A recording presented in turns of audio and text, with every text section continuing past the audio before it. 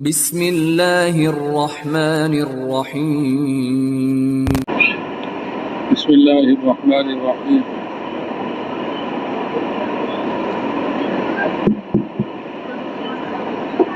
الحمد لله نحمده ونستعينه ونستغفره ونؤمن به ونتوكل عليه ونعوذ بالله من شرور أنفسنا ومن سيئات أعمالنا من يهدي الله فلا مضل له ومن يضلله فلا هادي له ونشهد أن لا إله إلا الله وحده لا شريك له ونشهد أن سيدنا ومولانا محمدا عبده ورسوله أرسله بالحق بشيرا ونذيرا وداعيا إلى الله بإذنه وسراجا منيرا صلى الله تعالى عليه وعلى آله وأصحابه وبارك وسلم تسليما كثيرا كثيرا أما بعد فأعوذ بالله من الشيطان الرجيم بسم الله الرحمن الرحيم قل هذه سبيلي أدعو إلى الله على بصيرة أنا ومن اتبعني وسبحان الله وما أنا من المشركين وقال تعالى ومن أحسن قولا ممن دعا إلى الله وعمل صالحا وقال إنني من المسلمين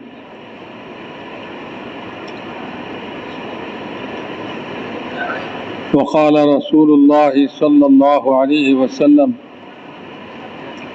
لغدوة في سبيل الله أو روحة خير من الدنيا وما فيها أو كما قال عليه الصلاة والسلام محترم बुजुर्गों दोस्तों भाइयों अल्लाह जल्ल शानुहु अपन मेहरबानीते दया करे बहुत बड़ा एक काम আমাদেরকে দিয়েছেন खत्म नबूवतेर तोफाइले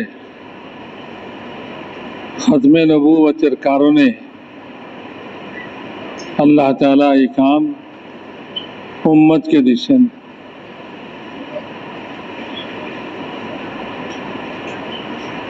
যুগ যুগ ধরে উম্মত এই কাম করতে করতে আসছে এটা কোনো নতুন কাম নয় এই উম্মতের পুরা কাম পুরানা জিম্মাদারি সাহাবা রাদিয়াল্লাহু তাআলা আনহুম আজমাইন এই কামকে করছেন জামাত বানায় আল্লাহর রাস্তায় বাইর হওয়া এবং যখন এলাকায় থাকেন তখন যে সমস্ত আমলগুলো তারা করতেন ওটা থেকেই হযরত মাওলানা ইলিয়াস সাহেব রহমতুল্লাহ আলাইহি এই কামকে নিয়েছেন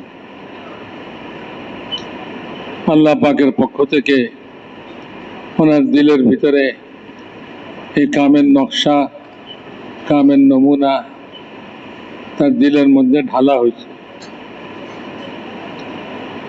बहुत बड़ा बुजुर्ग ছিলেন আপন জমানায় সমসাময়িক বুজুর্গরা বলতেন হযরত দেহলভী তো 1000 মাইলের গতিতে চলতেছে মাওলানা ইলিয়াস সাহেব রহমতুল্লাহ আলাইহিকে হযরত দেহলভী বলতেন कि हजरत देहलवी तो এখন 1000 মাইলের গতিতে চলতেছে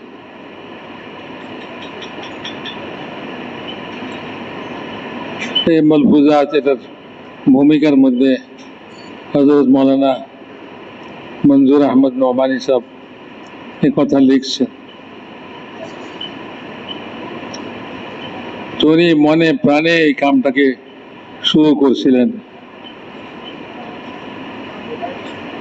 এই কামের ধুন ওনার ভিতরে লেগেছিল এরকম, কোনো জিনিসের আর পরোয়া ছিল না এই কামটাকে কেমনে খাড়া করবেন। এই চেষ্টা তদবিরে নিজের জান মাল সব জিনিসকে এটার মধ্যে লাগাই দিয়েছেন। এই কামটা তো সাহাবাদের কাম ছিল।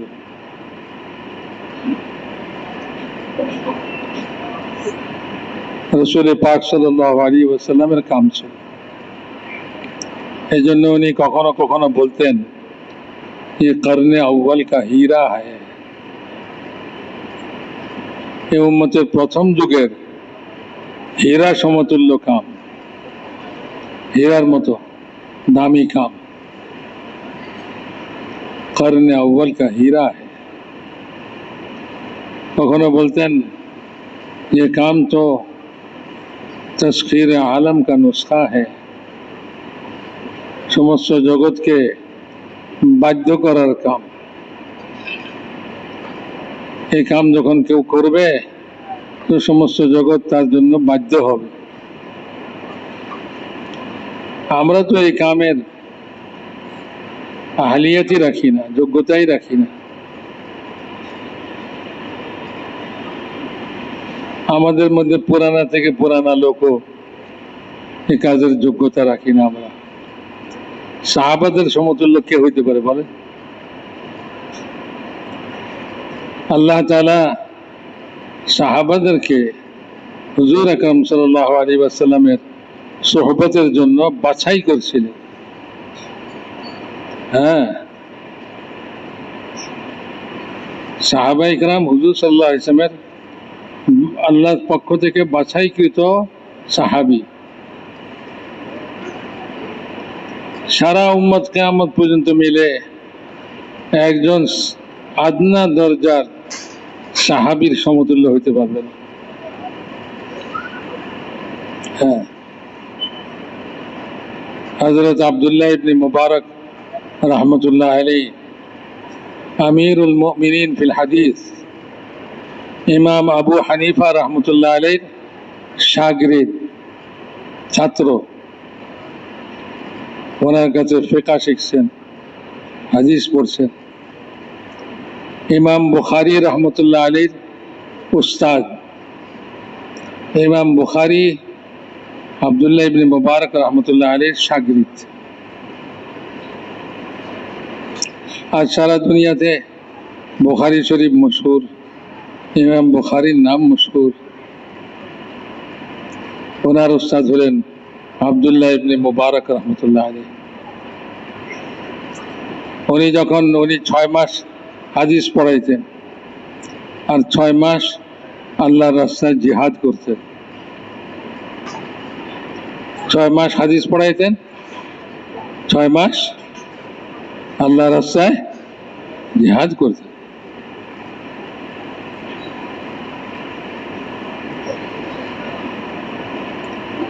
উনি বাগদাদে হাদিস পড়াইবার মজলিসে ছিলেন, হাদিসের মজলিসে। লাখো ছাত্র ওনার কাছ থেকে হাদিস শুনবার জন্য মজলিসে উপস্থিত ছিল। ওনার হাঁচি আসছে, তো উনি বলছেন, হাঁচি আসলে কি বলে? আলহামদুলিল্লাহ। তো উনি আলহামদুলিল্লাহ বলছেন। যে লাখো ছাত্র সবাই মিলা ওনার আবার এই আলহামদুলিল্লাহর জবাবে ইয়ারহামুকাল্লাহ বলছে। এত বিশাল আওয়াজ হয়েছে যে সারা বাগদাদের মধ্যে কোনায় কোনায় আওয়াজ পৌঁছে। শাহী মহলের মধ্যে এই আওয়াজ পৌঁছছে। তো খলিফাতুল মুসলিমিন ওনার বেগম এই আওয়াজকে শুনছেন। উনি আশ্চর্য হয়ে গেলেন, কিসের আওয়াজ এরকম বাগদাদে? তো তাহকিক করে জানতে পারলেন আব্দুল্লাহ ইবনে মুবারক ওনার হাঁচির জবাবে তার ছাত্ররা ইয়ারহামুকাল্লাহ বলছে। এটাই তার সুর, এটারই আওয়াজ। তো বেগম সাহেব খলিফাকে বললেন আপনি কি খলিফা না আব্দুল্লাহ ইবনে মুবারক খলিফা? যার হাঁচির জবাব এত বিশাল আকারে হয়, আপনার হাঁচির জবাব তো কেউ দেয় না।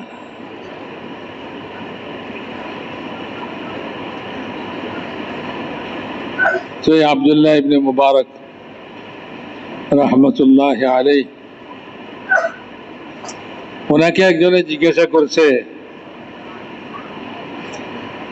যে আচ্ছা, খলিফা ওমর ইবনে আব্দুল আজিজ উনি আফজল না হজরত মুআবিয়া আফজল? হজরত মুআবিয়া রাদিয়াল্লাহু তাআলা আনহু হলেন সাহাবী, আর খলিফা ওমর ইবনে আব্দুল আজিজ রহমতুল্লাহ আলাইহি ওনারই বংশের অনেক পরের এক খলিফা। তো যেহেতু ওমর ইবনে আব্দুল আজিজ রহমতুল্লাহ আলাইহির খেলাফতের জমানায় ওই রকম ইনসাফ কায়েম হয়েছিল যেরকম হযরত ওমর রাদিয়াল্লাহু তাআলার জমানায় কায়েম হয়েছিল, খেলাফতের রাশেদার মতো।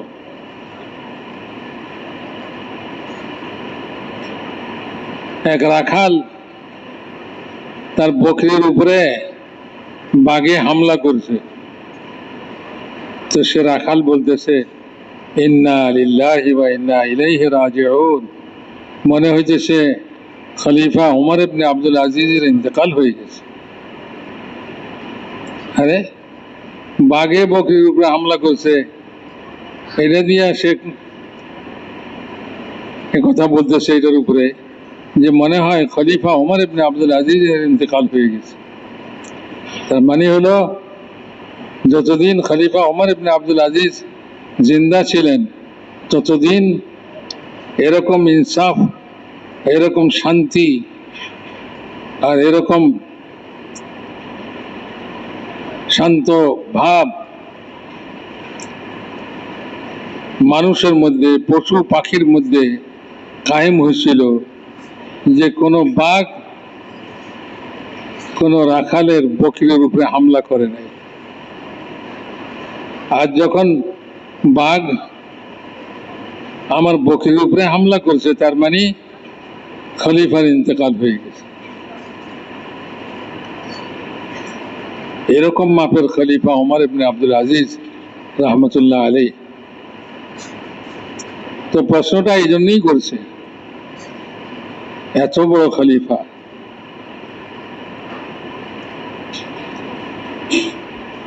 খোলাফায়ে রাশিদিনদের মতোই যার জমানায় ইনসাফ কায়েম হয়েছিল, তার জিন্দিগিও সাহাবাদের জিন্দিগির মতোই ছিল। গরিবী হালাত, অথচ খলিফাতুল মুসলিমিন হযরত জি রহমতুল্লাহ আলাইহি শুনাইছিলেন, বলে যে ওনার বিবির কাছে, ওমর ইবনে আব্দুল আজিজ রহমতুল্লাহ আলাইহির বিবির কাছে একজন মহিলা আসে, আর একজন লোক বাড়ির দেওয়াল ইটের গাঁথনি করতেছিল, দেওয়ালের মধ্যে ইটের গাঁথনি করতেছিল। তো ওই মহিলা ওমর ইবনে আব্দুল আজিজ রহমতুল্লাহ আলাইহির বিবির কাছে এসে বললেন যে মা, এই তোমার যে দেওয়াল বানাইতেছে মিস্ত্রি, এটারে বদলায় ফেলায়ও। কেন? কই যে ও কামের ফাঁকে ফাঁকে তোমার দিকে তাকাইতেছে, ভালো না লোকটা। আরেকজনের বিবির দিকে তাকায়, মহিলার দিকে তাকায়, তো কামের ফাঁকে ফাঁকে সে তোমার দিকে তাকাইতেছে, তো লোকটা ভালো না, মিস্ত্রিটা বদলায় ফেলা। ওনার বিবি জবাব দিলেন, বলে যে ইনি তো স্বয়ং আমার স্বামী খলিফাতুল মুসলিমিন ওমর ইবনে আব্দুল আজিজ রহমতুল্লাহ আলাইহি। কি আজীব খলিফা মিস্ত্রির কাম করতেছে।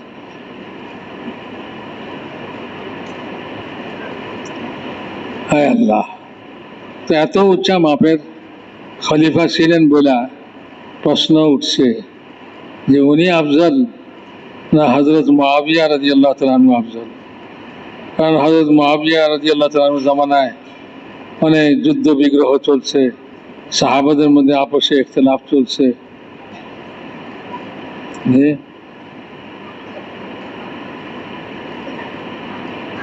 এই জমানার কিছু লোক হযরত মুআবিয়াকে দোষারোপ করে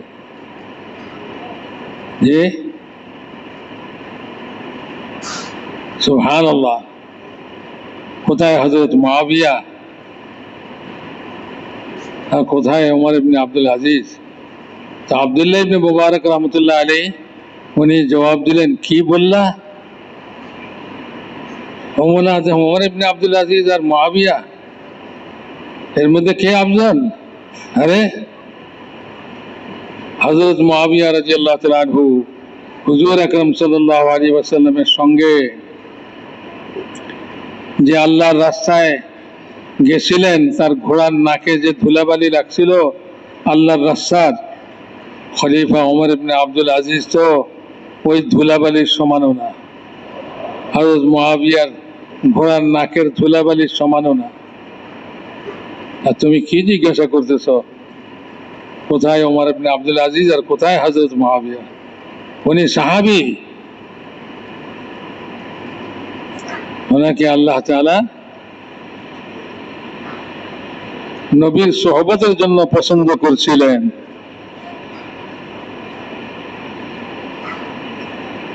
আল্লাহর নবীর সাহাবী, তো সাহাবীদের সমতুল্য পরবর্তী কেউ হইতে পারবে না। তাদেরকে আল্লাহ তাআলা বাছাই করছিলেন নবীর সোহবতের জন্য। তারা নবীর কাছ থেকে নবীওয়ালা কামের জিম্মাদারি বুঝে নিয়েছিলেন এবং এই কাজের জন্য তাদের জীবন উৎসর্গ করছিলেন। আদনা থেকে আদনা সাহাবী যে একবার রাসূলুল্লাহ সাল্লাল্লাহু আলাইহি ওয়াসাল্লামকে ঈমানের সঙ্গে দেখছে, একবার জীবনে দেখছে, আর তার ঈমানের উপরে মওত হয়েছে, এই সাহাবীর সমতুল্য সারা দুনিয়ার মানুষ মিললে হবে না, সারা দুনিয়ার বুজুর্গানে দিন মিললেও হবে না। সাহাবা তো সাহাবা। হযরত মাওলানা ইলিয়াস সাহেব রহমতুল্লাহ আলাইহি বলতেন, ये करने अव्वल का हीरा है, মানে সাহাবাদের জামানার হীরা সমতুল্য যে কাম সাহাবারা করছেন, সেই কাম হলো এই কাম। আমরা এই কামের গুরুত্বই বুঝি নাই, এই কামের হাকিকতই বুঝি নাই। আব্দুল্লাহ ইবনে মুবারক রহমতুল্লাহ আলাইহি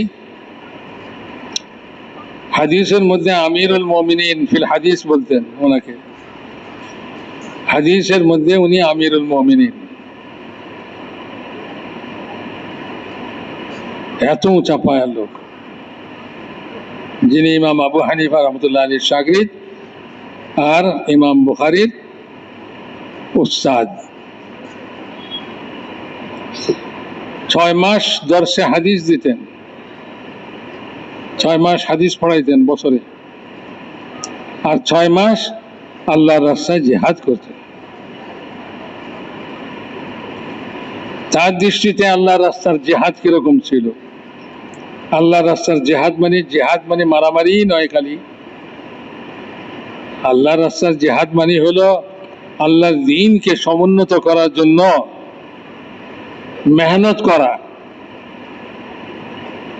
কোন সময় যদি লড়াইয়ের সুযোগ হয়, লড়াইয়ের অবস্থা সৃষ্টি হয়, তো লড়াই করবে, আর লড়াই অবস্থা না হইলে দ্বীনের মেহনত করবে, ইমানের কথা পৌঁছাইবে, দ্বীন পৌঁছাইবে মানুষের কাছে। সবটাই আল্লাহর রাস্তায়, সবটাই আল্লাহর রাস্তায় জিহাদ। সাহাবাদের জমানায় অনেক সফর সাহাবাদের এরকম হয়েছে যেখানে কোনো লড়াই হয়নি, ওটাও আল্লাহর রাস্তার জিহাদ ছিল। অনেক সফর এরকম হয়েছে যেখানে হকের ইনকার করনেওয়ালা এই সমস্ত লোকদের সঙ্গে মোকাবেলা হয়েছে।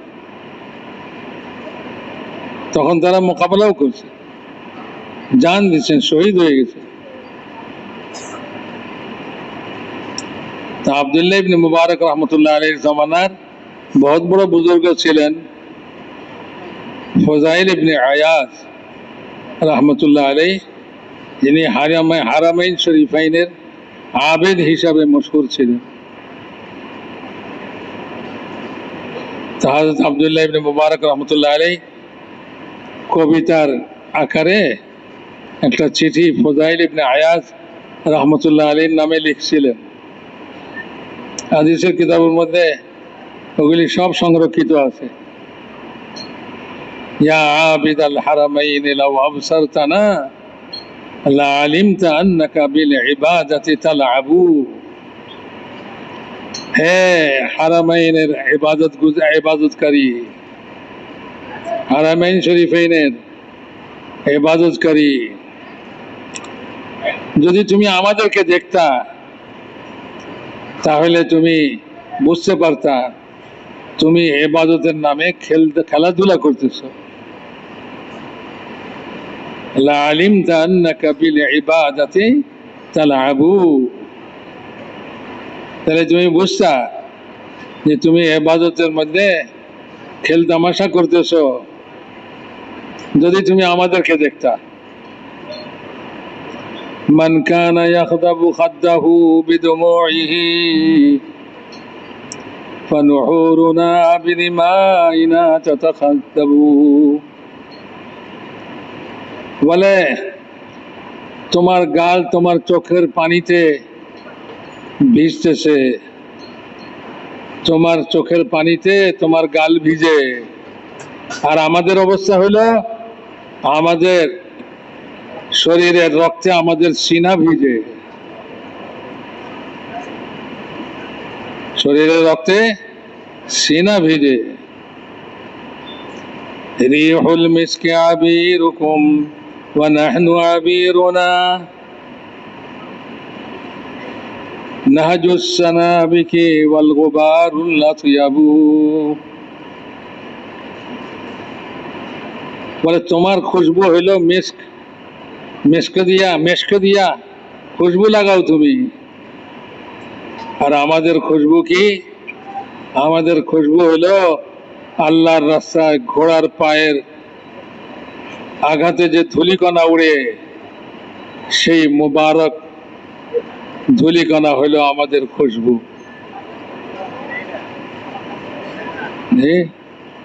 কি আজীব কথা,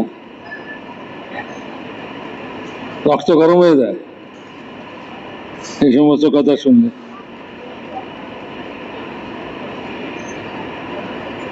মান কানা ইয়াতআবু খাইলুহু ফি বাতিলিন ওয়া খুয়ুলুনা ইয়াওমাস সাবিহাতি তাতআবু।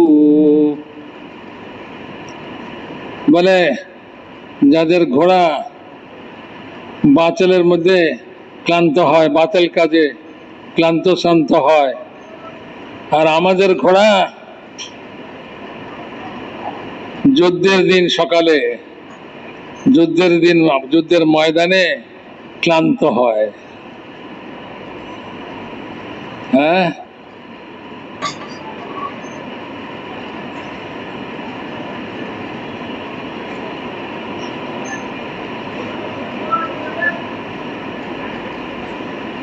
বলেন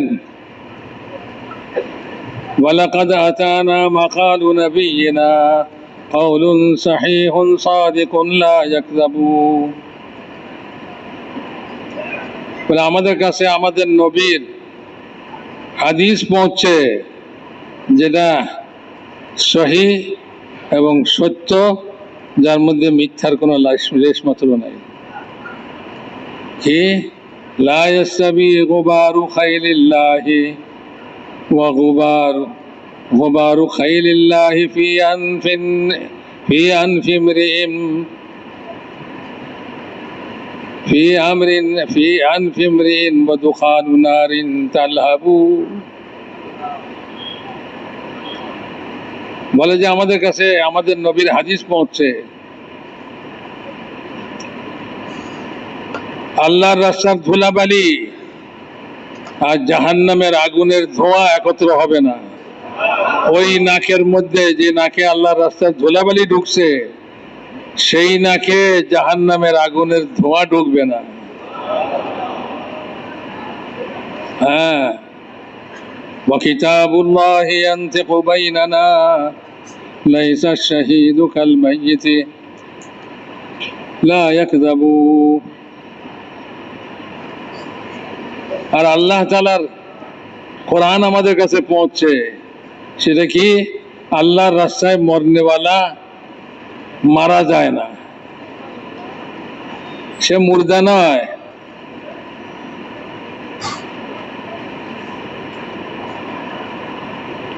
তো ভাই মেরে মোহতারাম দোস্ত, কত বড় রাস্তা চিন্তা করেন। আল্লাহ তাআলা আমাদেরকে লাগাইছেন, আমরা আল্লাহর রাস্তায় জমাত বানায়া যাই।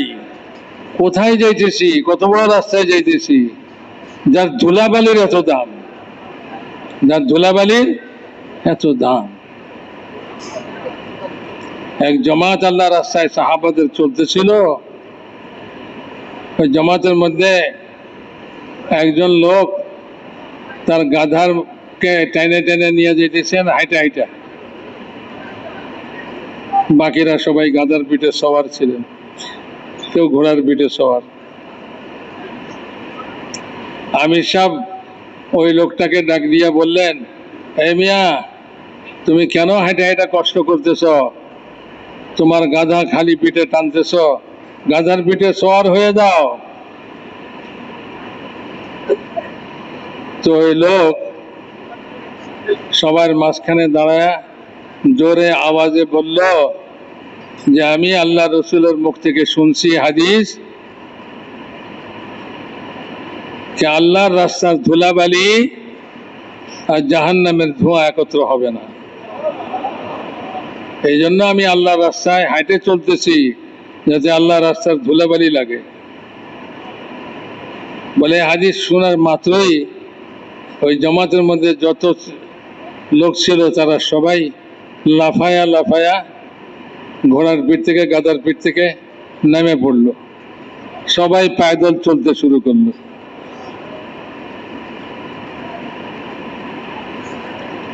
দাওয়াতের রাস্তা, আল্লাহর দ্বীনের নুসরতের রাস্তা, আল্লাহর নামে আল্লাহর রাস্তায় বাইর হওয়া কত বড় জিনিস। হযরত মাওলানা সাঈদ আহমদ খান সাহেব বৃদ্ধ বয়সেও এই কথা বয়ানের মধ্যে বলতেন যে আমরা এখনো এই কামের হাকিকতকে বুঝি নাই।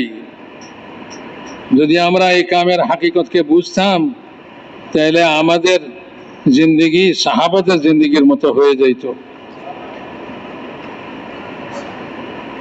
সাহাবাদের জিন্দেগিতে কখনো ওজোর খাই, ওজোর আপত্তি ছিল না। যখনই তাকাজা আসছে সব তৈয়ার, সব তৈয়ার, জান দিতে তৈয়ার, মাল খরচ করতে তৈয়ার, বিবিকে বিধবা বানাইতে তৈয়ার, ছেলে মেয়েদেরকে এতিম বানাইতে তৈয়ার। আরে তাদের হালত তো এরকম ছিল, তারা এই কথা নিয়ে গর্ব করতেন যে কাদের বাপ ভাই আল্লাহর রাস্তায় মরছে, আর তারা লজ্জিত হইতেন যাদের বাপ ভাই বাড়িতে মারা গেছে।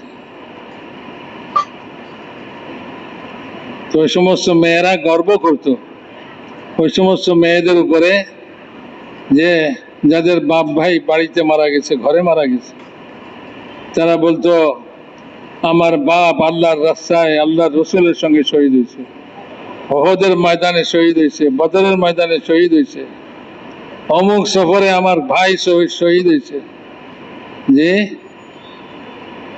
একজন মহিলা ওহদের ময়দানের দিকে ছুটছে, তার কানে খবর পৌঁছছে আল্লাহর রসুল শহীদ হয়ে গেছেন, সে আল্লাহর রসুলের খবর নেবার জন্য ছুটছে মদিনা থেকে ওহদের ময়দানের দিকে।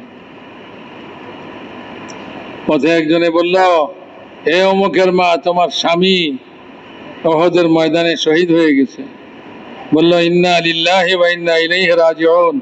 আমাকে বলো আল্লাহ রসুল কেমন আছে?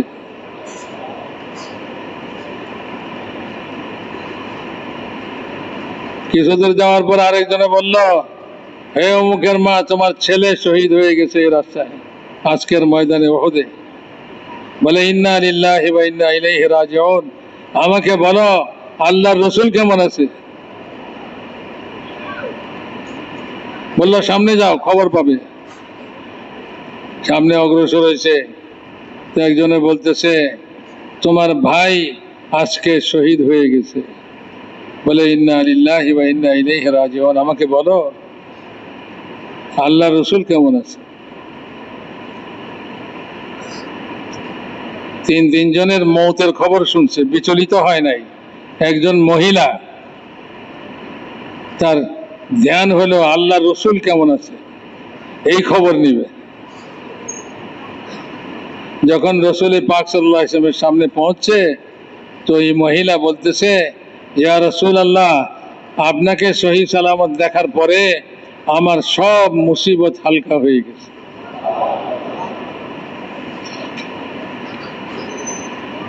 তো আল্লাহ রসুলের মহব্বত, এশকে রসুল এটারে বলে।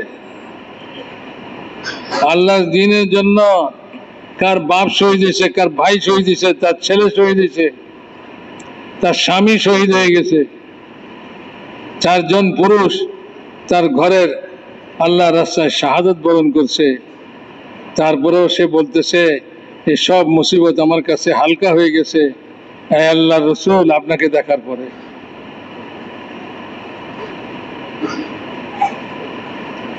তো ভাই, মেয়েদের মধ্যেও এই জজবা ছিল, আল্লাহর দ্বীনের জন্য মরবে। নিজের ছেলেকে তৈয়ার করতেছে যে আল্লাহর রাস্তায় জান দিবে, খবরদার কেউ ফিরে আসবে না, মায়ের কাছে ফিরে আসবে না। হযরত খানসা রাদিয়াল্লাহু তাআলা আনহু জান দিবে। তো খবর আসছে 4 ছেলে শহীদ হয়ে গেছে। তো আল্লাহ তাআলা শুকর আদায় করতেছে, আল্লাহ তুমি আমাকে 4 জন শহীদের মা বানাইছো। হ্যাঁ, সাহাবী বলতেছেন,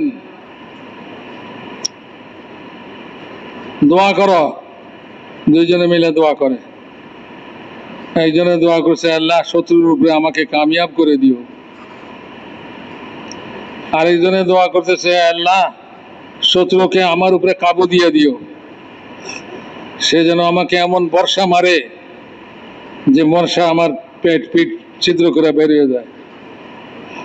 তারপর আমার লাশের উপরে সে অত্যাচার করে, নাক কাটে, কান কাটে, আমার শরীরের অঙ্গ প্রত্যঙ্গ কাটে, পেট ফাড়ে, আর ঘোড়ার পায়ের নিচে আমার শরীর পিষ্ট হয়।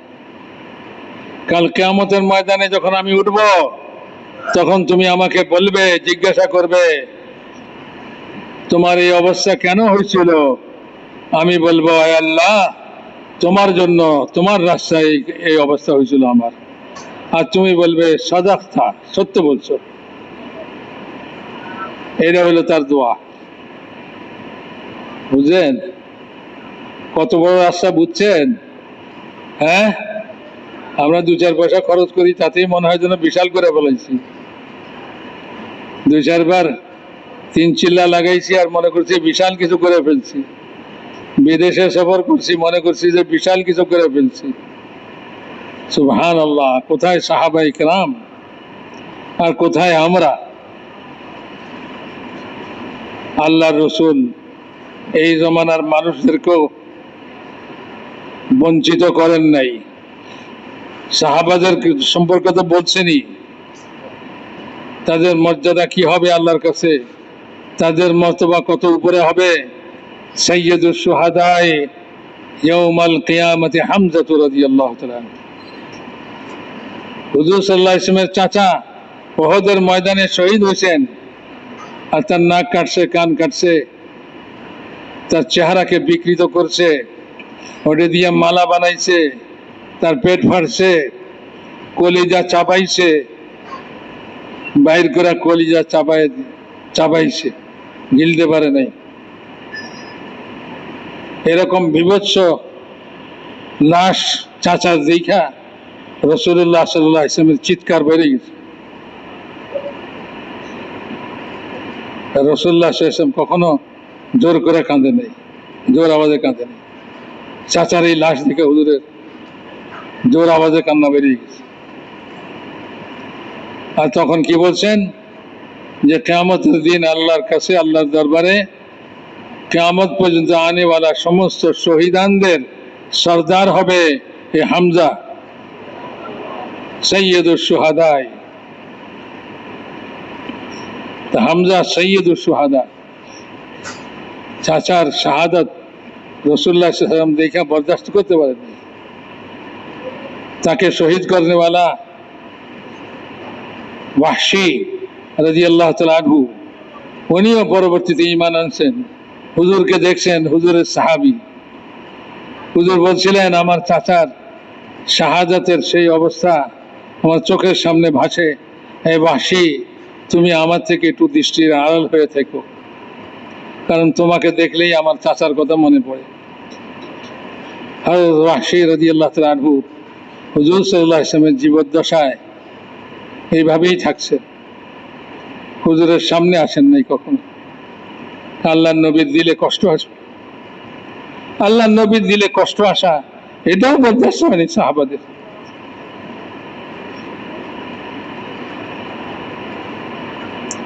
যে আল্লাহর নবী তার এই দ্বীনকে দুনিয়াতে জিন্দা করার জন্য, তার সুন্নতকে জিন্দা করার জন্য মক্কার গলি গলিতে কাফেরদের ঢিল খাইছেন, ধুল খাইছেন, কাফেরদের থুতু মুখে মাখছেন আর ধাক্কা খাইছেন।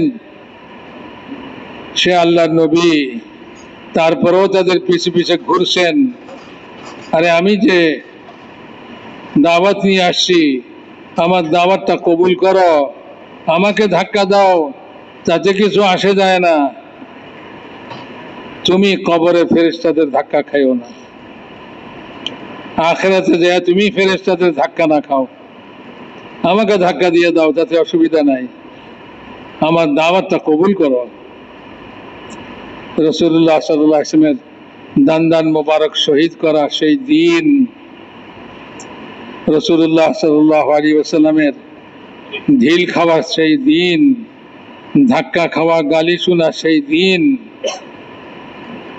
আজ মুসলমানের ঘর থেকে সেই দিনের জানাজা বেরিয়েছে, সুন্নতের জানাজা বেরিয়েছে। আজকের মুসলমান কি বলে? বলে আমার বিবাহ শাদীতে তোমার স্থান নাই, এই সুন্নাত তোমার স্থান আমার বিবাহ শাদীর উৎসবের মধ্যে নাই, আমার কোনো উৎসবের মধ্যে তোমার জায়গা নাই, সেই সুন্নত, সুন্নতকে ওখানে পরিত্যাগ করা হবে, সুন্নতকে ছাড়া হবে, সুন্নতের জানাজা বাইর হবে মুসলমানের উৎসব থেকে, মুসলমানের যে ঘর থেকে, মুসলমানের জীবন থেকে। ওই সুন্নত বাইর হয়ে, সুন্নতের জানাজা বাইর হইতেছে, যে সুন্নতের জন্য আল্লাহর রাসূল পথে পথে লাঞ্ছিত হয়েছেন, যে সুন্নতের জন্য আল্লাহর রাসূল ঢিল খাইছেন, উহুদের ময়দানে আহত হইয়া গর্তের মধ্যে পড়ছেন, আর উহুদের ময়দানে দান মুবারককে শহীদ করেছেন। সে আল্লাহর রাসূলের শহীদ করা দ্বীন, শহীদ করা সুন্নত জিন্দা করার মেহনত হইল এই মেহনত। বলেন এটা কতখানি সাধারণ মেহনত না কত উঁচা মানের মেহনত? অনেক উঁচা মানের মেহনত ভাই, আমরা বুঝি নাই এই মেহনত যে কত উঁচা মর্যাদা রাখে।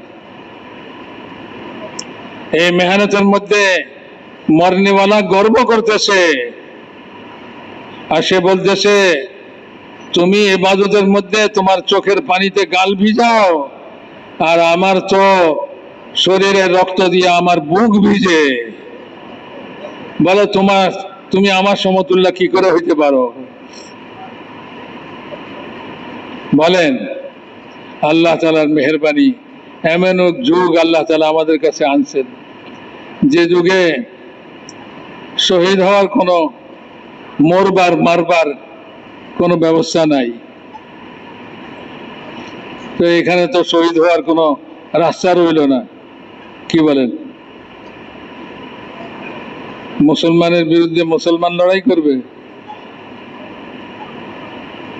কোন মুসলমানকে হত্যা করে, আল্লাহ তাআলা বলেন, যদি সমস্ত দুনিয়ার জিন ইনসান মিলে একজন মুসলমানকে হত্যা করে, আমি তাদের সকলকে জাহান্নামে নিক্ষেপ করব, কোনো পরোয়া করব না। আল্লাহর কাছে একজন মুসলমানের এত দাম, একজন মুমিনের এত দাম। তো শরীয়তের শাস্তি বিধান এগুলিকে জিন্দা করার জন্য অনেকে চেষ্টা করে। আরে ভাই, আল্লাহ তাআলা তো আমাদের কমজোর ইমানের উপরে আমাদের উপরে রহম খায়া আল্লাহ কোরআনে আয়াত নাযিল করেছেন যে আল্লাহর দুশমনদের হাত কাটো, পাও কাটো, আর তাদেরকে নির্বাসন দাও, দেশ ছাড়া করো। এটা তো ছিল আসল হুকুম। তারপরে বলতেছে, ইল্লাল্লাযীনা তাবু মিন ক্বাবলি আন তাকদিরু আলাইহিম ফা'লামু আন্নাল্লাহা গফুরুর রহিম। তবে যাদেরকে ধরার আগে তারা তওবা করে ফেলায়, তাদের জন্য এই শাস্তি না। আল্লাহ গফুরুর রহিম, আল্লাহ তাদেরকেও মাফ করে দিবে। তো এই জমানায় ইসলামী হুদুদ, ইসলামী শাস্তি তো চলতেছে না কোথাও, তো কোনো অসুবিধা নাই। এই জমানায় যদি কেউ এমন কাজ করে যেটাতে ইসলামের শাস্তি তার উপরে আসে, হাত কাটা হোক, চুরি করছে হাত কাটবে, জেনা করছে বিবাহিত লোক, তাকে পাথর মারা হবে, আর কাউকে হত্যা করছে তার কেসাস নেওয়া হবে, তাকেও বদলায় কতল করা হবে। এটা তো এখন বিধান নাই, যে এটাকে কায়েম করার মতো অবস্থাও নাই। তাহলে কি হবে? বলে আল্লাহ আরেক রাস্তা রাখছে, ইল্লাল্লাযীনা তাবু মিন ক্বাবলি আন তাকদিরু আলাইহিম। যাদেরকে ধরার আগে তারা তওবা করে ফেলে, যে গুনাহ করছে সে গুনাহ থেকে তওবা করে ফেলে, তো তার জন্য এই শাস্তির দরকার নেই। তো বলেন, এই জমানায় আমাদের জন্য আল্লাহ, আমাদের ইমানি শক্তি এরকম নাই, চোরের হাত কেটে দিবে, জিনাকারকে রজম করবে, পাথর মারবে। এই জমানায় তো এরকম ইমানি জোরই নাই, ইমানি শক্তিই নাই যে এই কাম করবে, এই শরীয়তের শাস্তি কায়েম করবে। তো এই জমানার জন্য আল্লাহ তাআলা বড় মেহেরবান, বলে যদি তওবা করো তাহলে এই শাস্তির থেকে তুমি রেহাই পাইবা। তো তওবার রাস্তা রাখছে। আগের জমানায় তো শাস্তি ছিল যে হুজুরের কাছে এক লোক আনছে, চুরি করছে, হাত কাটবে, হাত কাটার হুকুম হয়ে গেছে। এখন লোকেরা সুপারিশ করে, কান্দে। তো হুজুর বললেন, তো তোমরা আমার কাছে আনলা কেন?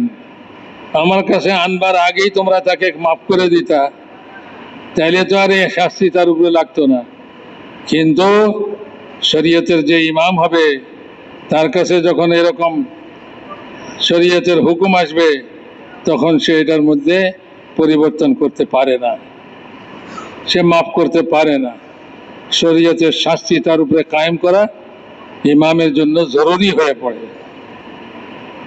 এখন তো শরীয়তের ইমাম নাই, এই জমানার মানুষের জন্য আল্লাহ তাআলা কমজোর ইমানের কারণে এই মেহেরবানিটুকু করছেন, ইল্লাল্লাযীনা তাবু মিন ক্বাবলি আন তাকদিরু আলাইহিম ফা'লামু আন্নাল্লাহা গাফুরুর রহিম।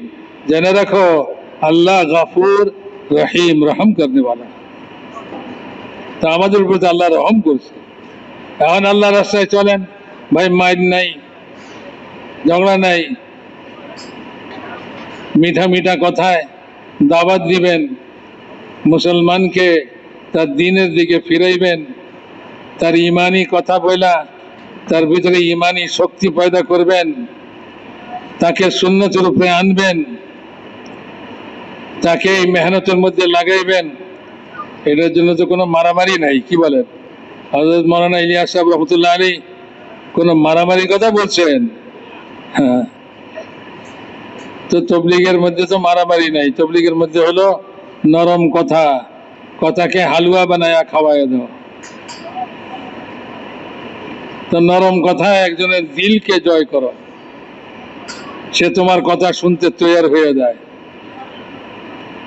যখন তোমার নরম কথায় একজন তৈয়ার হয়ে যাবে, তো সে ইমানের কথা শুনবে, দ্বীনের কথা শুনবে, ইমান তার শক্তিশালী হবে, ইমানের জন্য মেহনত করবে, তার জিন্দগিতে দ্বীন আসবে, সে নামাজ পড়তে তৈয়ার হবে, সে ফরজ হুকুম আদায় করতে তৈয়ার হবে, সে আল্লাহ রসুলের সুন্নতের উপরে চলাকে পছন্দ করবে, বিজাতির তরিকাকে ঘৃণা করবে।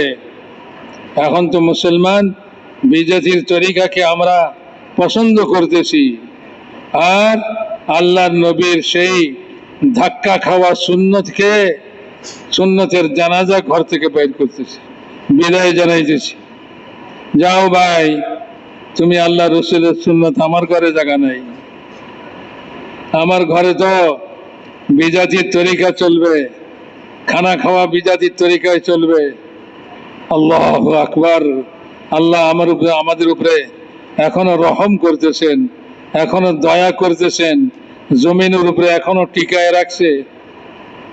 তা না হলে আল্লাহর রসুলের এক ফোঁটা রক্ত জমিনে পড়ে আর আল্লাহ তাআলার গজব গোসা মৌজ মারে, ঢেউ মারে,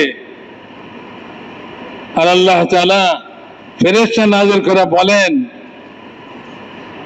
ইয়া রাসূলুল্লাহ, আল্লাহ দেখছেন আপনার কওম আপনার সঙ্গে কি ব্যবহার করছে, আপনার জুতা আপনার রক্তে রঙিন হয়েছে, আপনার রক্ত মাটিতে পড়ছে, এটা আল্লাহ তাআলার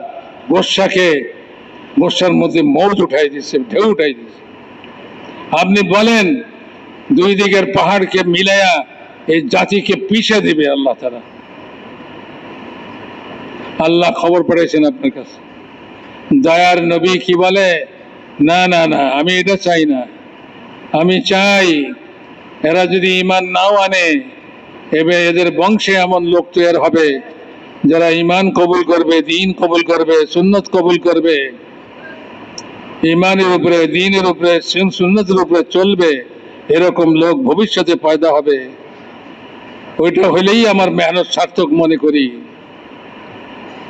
যদিও এরা আমার দাওয়াতকে কবুল করে নাই। তো আল্লাহর নবীর এক ফোঁটা রক্তের এত মূল্য, এই রক্ত ঝরছে এই দাওয়াতের রাস্তায়, দ্বীনের রাস্তায়, খোদার দ্বীনকে দুনিয়াতে প্রতিষ্ঠিত করার জন্য, আর আল্লাহর নবীর সুন্নতকে দুনিয়াতে চালু করার জন্য। আল্লাহর নবীর রক্ত মাটিতে ঝরছে, সেই দ্বীন আজ আল্লাহর নবীকে নবী মাননে वाला, আল্লাহকে আল্লাহ মাননে वाला নবীর সুন্নতের জানাজা বাইর করতেছে। সে বলে আমার ঘরে নবীর সুন্নতের জায়গা নাই, আমার বিবাহ শাদীতে নবীর সুন্নতের জায়গা নাই, আমার ঘরে তো বিজাতির তরিকা হবে, আমার বিবাহ শাদীতে বিজাতির তরিকা হবে। মেরে মোহতারাম দোস্ত, এই মুখ নিয়ে কিয়ামতের ময়দানে আল্লাহর নবীর সামনে কার হিম্মত আছে মুখ লিয়ে খাড়া হবে আল্লাহর নবীর সামনে? যে নবীর শাফাআত ছাড়া সারা কিয়ামত পর্যন্ত, পৃথিবীর দুনিয়া শুরু থেকে কিয়ামত পর্যন্ত সমস্ত মানুষ আযাবের মধ্যে থাকবে, আর ওই নবীর শাফাআতের কারণে ওই আযাব থেকে মুক্তি লাভ করবে কিয়ামতের ময়দানে। শাফাআতে কুবরা, মাকামে মাহমুদ দিবেন আল্লাহ তাআলা।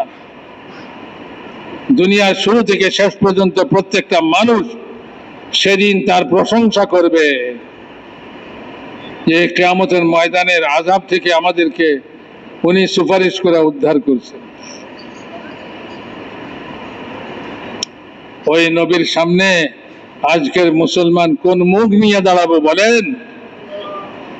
যে নবীর সুন্নতকে আমরা মিটাইতেছি, যে নবীর সুন্নতকে আমরা ছাড়তেছি।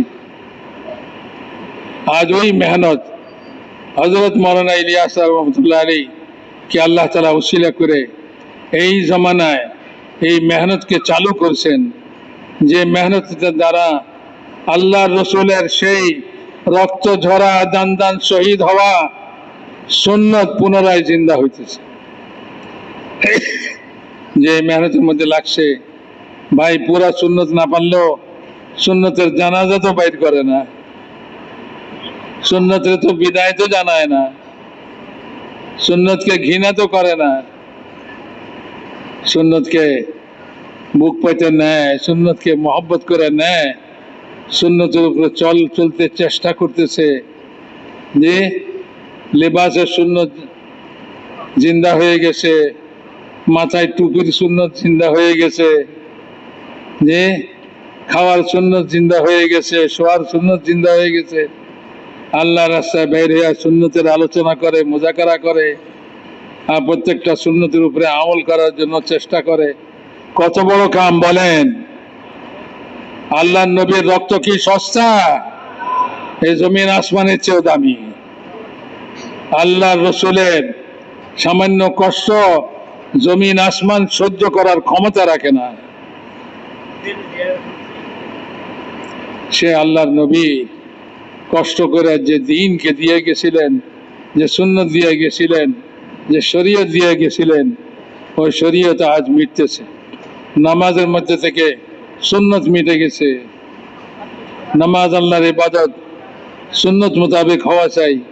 কিছু সুন্নত হয়, কিছু সুন্নতের পরোয়া নাই। ওযু করি, ওযুর মধ্যে কিছু সুন্নত আমল হয়, কিছু সুন্নতের পরোয়া নাই। আজ মুসলমানের ওযু থেকে সুন্নত বাইরে গেছে, ইবাদত থেকে সুন্নত বাইরে গেছে। রমজান মাসে উপাস থাকাকেই রোজা মনে করতেছে মুসলমান। আরে রোজার তো আদাব আছে, রোজার তো সুন্নত আছে, নামাজের আদাব আছে, নামাজের তরিকা আছে, নামাজের মধ্যে কিছু ফরজও আছে। আজকের মুসলমান ফরজ আদায় করলে মনে করে নামাজ হয়ে গেছে। আরে সুন্নত যাবে কোথায়? সুন্নতও করেন, সুন্নত আদায় করেন, নামাজের সুন্নতও পড়েন, নামাজের ভিতরে সুন্নত, নামাজের বাইরে সুন্নত। তো সুন্নত হাত থেকে ছুটছে আজ মুসলমানের, শরীয়ত হাত থেকে ছুটছে আজ মুসলমানের।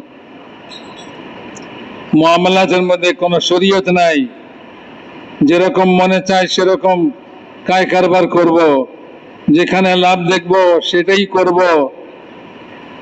এটা হালাল না হারাম, শরীয়ত এটাকে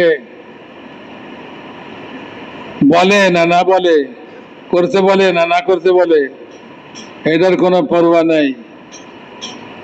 যে আর ইসলামী নামে মুআমালা শুরু হয়ে গেছে।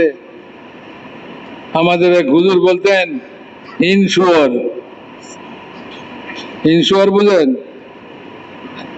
ইন্স্যুরেন্সকে সংক্ষেপে কি বলে? ইনশিওর বলে না? তো আমাদের এক মুরব্বী আছিলেন, উনি কইতেন ইনশিওর, শুয়োরের উপরে তো সব হারাম, আর ইনশিওর মানে শুয়োরের ভিতরে। তো শুয়োরের ভিতরে এটা হারাম হবে না হালাল হইব? আপনারাই ফতোয়া দেন। উনি হাসতে হাসতে বলতেন আর কি।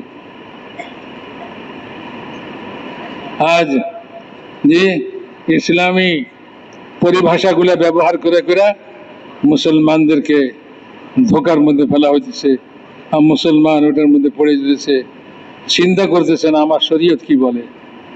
আমার দিন কি বলে। তো শরীয়তের উপরে মামলাত নাই, কায় কারবার লেনদেন শরীয়তের উপর থেকে হটে গেছে। বেপরোয়া ভাবে কায় কারবার চলতেছে, বেপরোয়া ভাবে ইবাদত চলতেছে। আরে ভাই, কেউ কোনোদিন অজু শিখছেন কারো কাছে? শিখি নাই, দেখে দেখে অজু করি। আর এই জন্য অজু করতে দেখছি, আমিও অজু করি। আচ্ছা, এরকম করলে অজু হয়ে যায়, তা আমিও করি।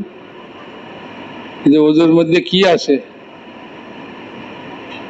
যে অজুর মধ্যে তো তুমি আপাদ মস্তক গুনাহ থেকে পাক হওয়া রাখছে।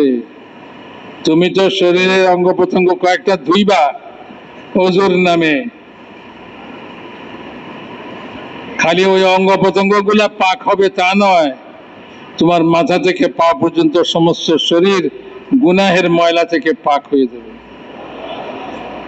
এক বুজুর্গ ছিলেন, গুনাহের পানির মধ্যে, ওজুর পানির মধ্যে গুনাহ দেখতে পাইতেন, ধুয়ে যাইতেছে। ওজুর পানির সঙ্গে গুনাহ ধুয়ে যায়। হাদিসের মধ্যে আসে যে মানুষ যে অঙ্গ প্রত্যঙ্গ ধোয়, তো যে অঙ্গ ধোয় সে অঙ্গের শেষ ফোঁটা পানির সঙ্গে শেষ গুনাহটা ধুয়ে পড়ে যায়। হাতের গুনাহ গেল, মুখের গুনাহ গেল, সর্বাঙ্গের গুনাহ কেমনে যাবে? এটার জন্য তো আল্লাহ রসুল তরিকা বাঁচাইছেন। কে ওজুর আগে তুমি বিসমিল্লাহ পড়ো, ওজুর আগে তুমি কি পড়ো? বিসমিল্লাহ পড়ো।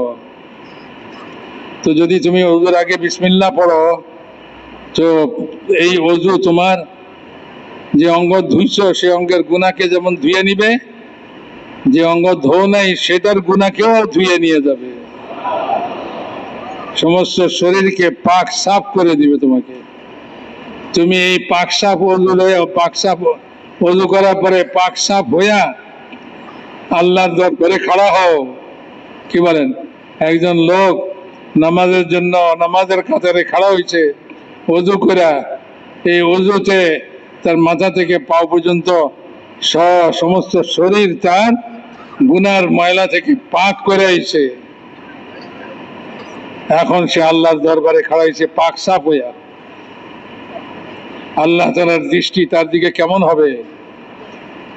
আরেকজন গুনার ময়লা লইয়া আল্লাহর দরবারে নামাজের জন্য খাড়া হয়েছে, তার দিকে আল্লাহর দৃষ্টি কেমন হবে? আরে দিন, শরীয়ত, ইবাদত এগুলি যদি আমাদের মধ্যে জিন্দা হয়ে যায়, তো আমরা তো জমিনের উপরে চলনেওয়ালা ফেরেশতা হয়ে যাব, মাসুম ফেরেশতার মতো গুনাহ থেকে পাক সাফ হয়ে চলবে। আর নেকি কদম কদমে নেকি, কথায় কথায় নেকি, এক কথা 1 বছরের নেকি।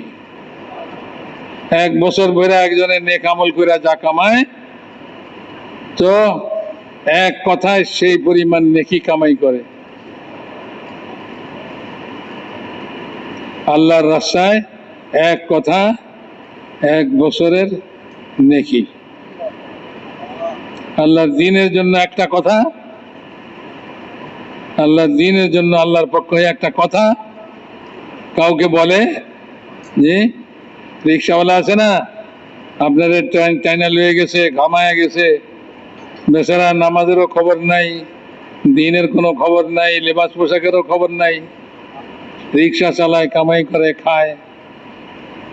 আপনি তার রিক্সায় বসছেন, রিক্সা তার মঞ্জিলে পৌঁছায় দিয়া রিক্সাওয়ালাকে ভাড়া দিছেন, তার মেহনতের মজুরি দিছেন, বহুত দয়া করছেন। যদি 2টা কথা বলেন, বলে ভাই আমরা আল্লাহর কাছ থেকে আসছি, আল্লাহর কাছে যাব, আল্লাহর কাছে যাওয়ার জন্য ঈমান আমল বানায় নিতে হয়, তো তুমি তো আল্লাহ তোমার উপরে বেশি হুকুম চাপায় নাই, যাকাতের হুকুম তোমারে দেয় নাই, হজের হুকুমও তোমারে দেয় নাই, কারণ তোমার কাছে তো মাল নাই। তুমি 5 ওয়াক্ত নামাজ পড়বা, রমজান মাসে হলে রোজা রাখবা। কয় হুজুর দিন বেলা খাটাখাটি করনেওয়ালা মানুষ, আমি রোজা রাখতে পারি না। আরে ভাই, রমজান মাসের জন্য কমসে কম এতটুকু করো, দিনের বেলা খাটনি না করো দুনিয়ার জন্য, রোজা রাখো, রাত্রে রিক্সা চালাও, খুব খাটনি করো। এইভাবেও তো হইতে পারে, একটা বুদ্ধি বাতাই দিলেন। তো দুইটা কথা একটা রিক্সাওয়ালাকে বললেন। আমরা তো বলি না, বলি রিক্সায় চড়ছি, কষ্ট করে রিক্সাওয়ালা চালাইছে, তাতে গরিব মনে করা তারে কিছু টাকা পয়সা দিয়ে দিছি, আচ্ছা খায়া পরে বাঁচুক। আরে কবরের মধ্যে গেলে কি অবস্থা হবে তার? আখিরাতে আল্লাহর সামনে কিভাবে সে খাড়া হবে? আল্লাহ তাআলার আহকামাতকে নষ্ট করে সে যখন কবরে যাবে, দুনিয়ারও ফকির, আখিরাতেরও ফকির। তো তারে 2-4টা আখিরাতের কথা বললে, একটা কথা আমার জন্য 1 বছরের নেকি।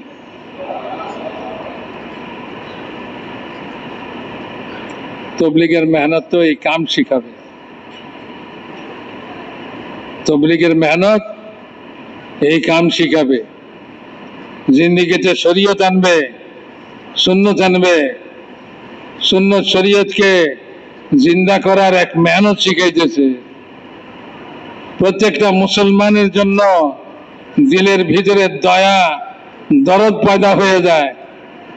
মওলানা ইলিয়াস সাহেব রহমতুল্লাহ আলাইহি এই কাম শুরু করার প্রেরণা তার ভিতরে যে জন্য পয়দা হয়েছিল, যেই কারণে পয়দা হয়েছিল, সেটার মধ্যে একটা ছিল এটা, যে উনি একজন খাটে খাওয়া মজদুর মুসলমান আর একজন দোকানদার মুসলমান, তার সম্পর্কে উনি চিন্তা করলেন যে হায় হায়,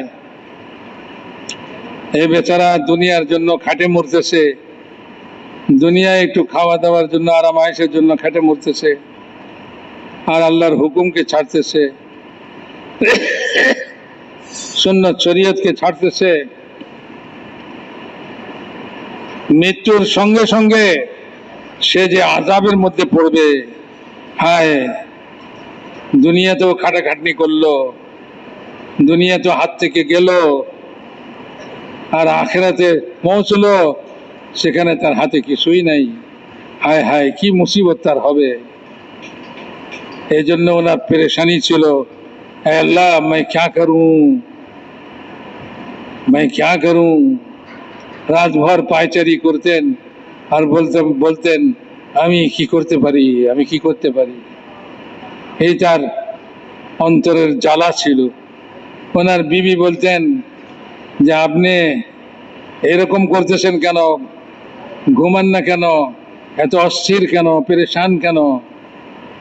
তো উনি বলতেন আমার অস্থিরতা, আমার পেরেশানি যদি তোমার ভিতরে থাকতো, তো রাত জাগার জন্য আমি একজনের পরিবর্তে আমরা 2 জন হইতাম। ভাই, মেহনত অনেক উঁচা মেহনত, অনেক উপরের মেহনত। কত বড় কোরবানি, কত বড় মেহনতের বদলে আমাদের কাছে এই মেহনত পৌঁছছে। এই দিন, এই শরীয়ত সাহাবাদের রক্তের বিনিময়ে পৌঁছছে, সাহাবাদের জিন্দিগির বিনিময়ে পৌঁছছে। সাহাবায়ে কেরাম হুজুরের ওই কথাকে অক্ষরে অক্ষরে পুরা করে দেখাইছিলেন। ফালিয়ুবাল্লিগিশ শাহিদু মিনকুমুল গায়ব, তোমাদের মধ্যে উপস্থিত লোকেরা অনুপস্থিত লোকদেরকে পৌঁছায় দিবে। তারা সেই জমানার লোকদেরকে মনে করেন নাই, খালি কিয়ামত পর্যন্ত আনেওয়ালা উম্মতকে তারা সামনে রাখছে।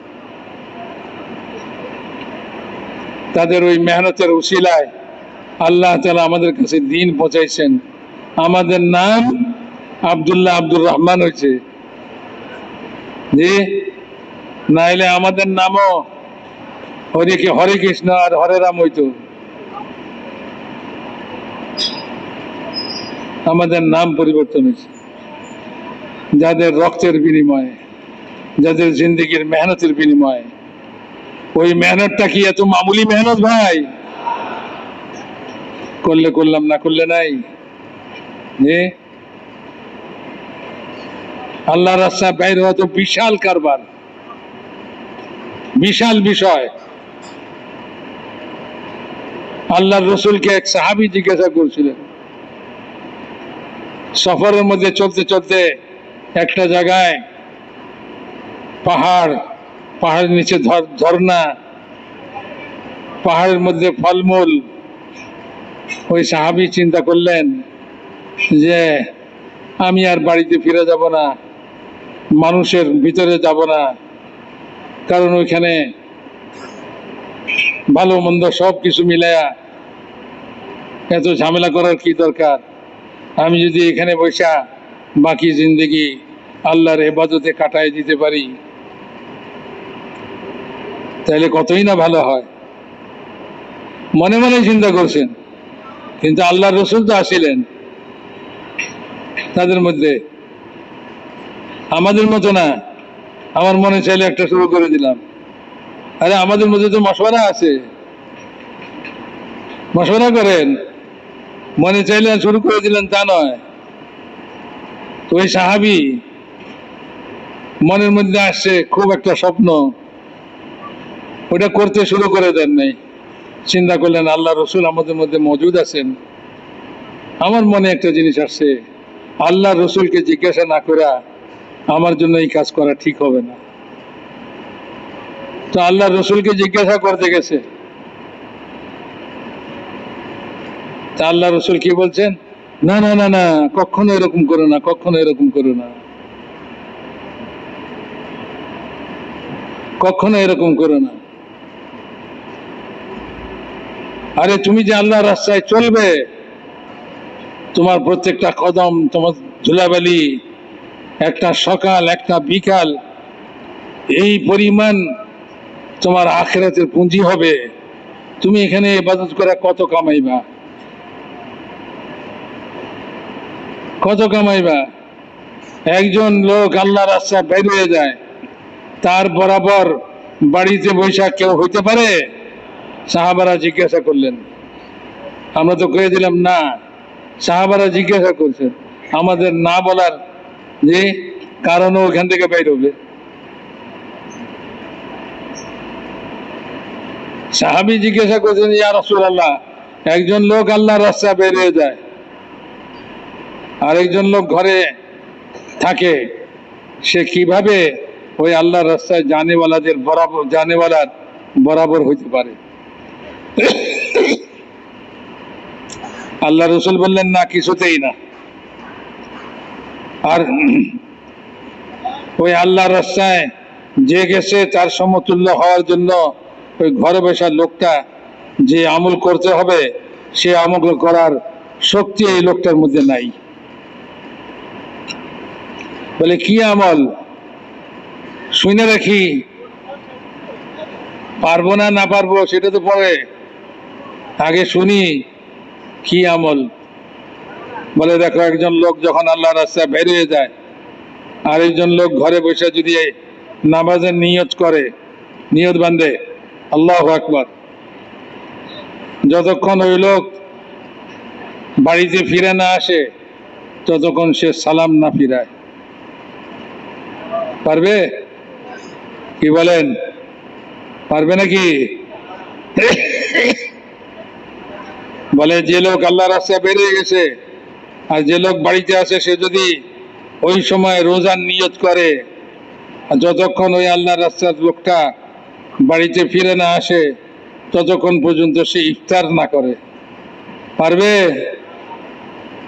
কি ভাই, চিল্লা? হ্যাঁ, চিল্লার জন্য গেছে, 3 চিল্লার জন্য গেছে। পারবে না কেউ চিল্লা ভরা আল্লাহু আকবার কয়া নামাজের সালাম ফিরাইবা না ফিরায়? কারো শক্তিতে নেই। তো আল্লাহ রসুল বলছেন, শক্তি নাই তোমাদের তার সমতুল্য হওয়ার। কত বড় রাস্তা! মেরে মোহতারাম দোস্ত আর বুজুর্গ, এই কামটাই আল্লাহর রাস্তা বাইর হয়ে করা, নিজের বাড়িতে থাকা অবস্থায় এই কামটাকে করা। তো বাড়িতে থেকে কাম করলে কি হবে? বলে যে বাড়িতে থেকে কাম করলে কি হবে? বলে তোমার ঘর থেকে মসজিদে যাওয়া, এটা আল্লাহর রাস্তার সমতুল্য। আল্লাহর রাস্তায় গেলে যেরকম হয় এরকমই নেকি ঘর থেকে যখন তুমি মসজিদের দিকে উজু করে যাবে। আবার এই যে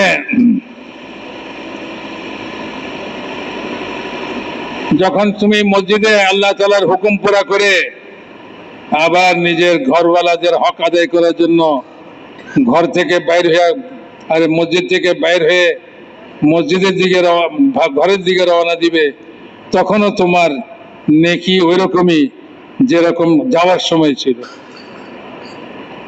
একটা লোক আল্লাহ রাস্তায় ফিরে যায়, 1 চিল্লার জন্য যাক, 3 চিল্লার জন্য যাক, যাওয়ার সময় যেই নেকি বলে আল্লাহ রাস্তা থেকে যখন ফিরে তখনও তার ওই রকমই নেকি হয়।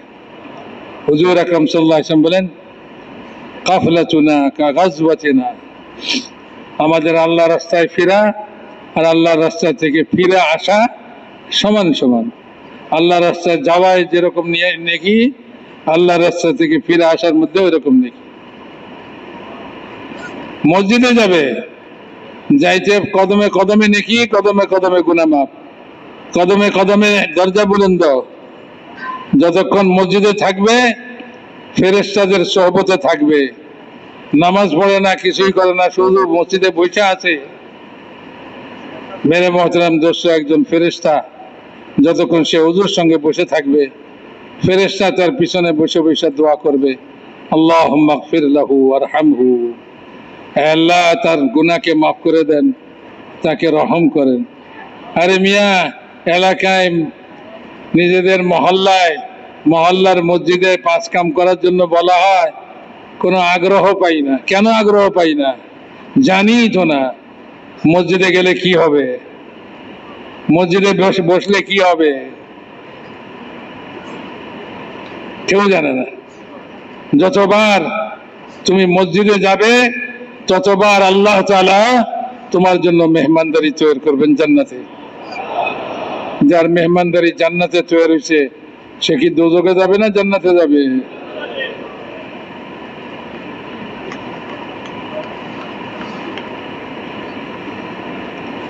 তো ভাই, মসজিদে বসো, মসজিদে মশওয়ারার জন্য বসতে হয়, মসজিদে তালিমের জন্য বসতে হয়, মসজিদে গাছ করার জন্য জমাত বানায়া মসজিদ থেকে যায়া আবার মসজিদে আসতে হয়।